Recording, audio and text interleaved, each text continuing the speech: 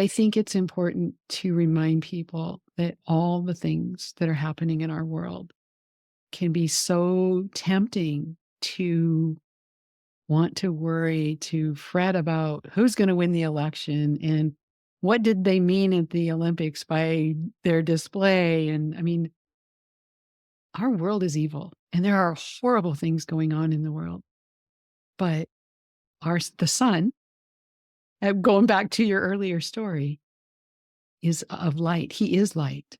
And anywhere that we can bring him into a situation, he will cast out the darkness. And we just need to remember that sometimes, not sometimes, all the time, our job is to reflect that light and help others see the hope that we have.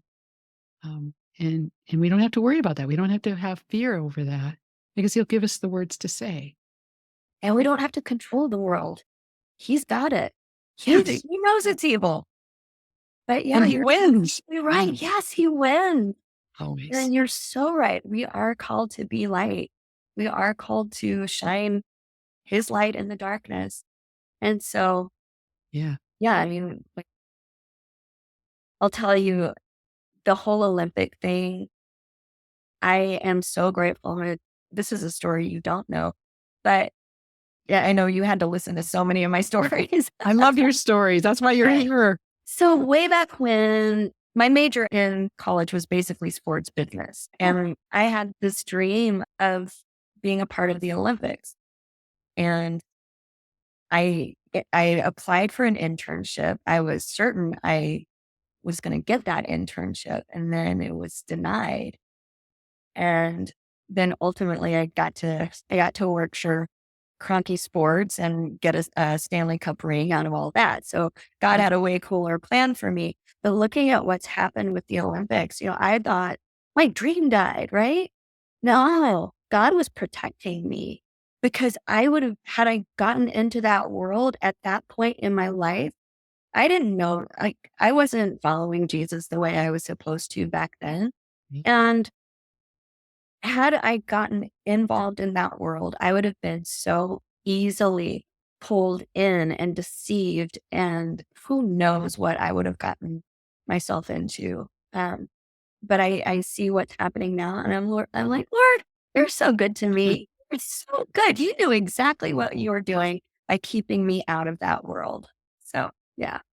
Well, and now you have a perspective because I really believe that we now, whether it's a Christian that's there in the midst of it, taking opportunities to talk about truth, or where we home watching it as we're scrolling through social media and seeing all the ugly things on both sides, can just step back and say, guys, shine your light. You don't have to win this. God doesn't need you to defend him. Just believe, just trust. And when you get the opportunity, have the courage to talk about what truth is. I don't know if I need to say anymore. Well, yeah, you're absolutely right. And there's nothing wrong with opening people's eyes to things that they just aren't aware of. There have been several times where I've had people say, "Oh, I did not know about this thing until you posted whatever." But hopefully, if you ever see me do this, please call me out on it. Hopefully, I'm not out there going, you need to not do this, and you need to be, I don't know. But I hope that everything I post comes across as, well, you might want to know this rather than you need to, or that I need to control how you do life. It's, I don't know. I hope that makes sense. Well, it does. And I mean, truly, we're all given choice. But we don't know. Well, I think what you're saying is we don't know what we don't know. Yeah. And as we talked about earlier about him bringing people into our lives at the right time, the person in front of us who may have a skewed view of something, the reason they may be there is to help us shift that focus back to what truth really is. Absolutely. But we do so kindly. We do so in the right timing. I mean, we don't have to achieve anything.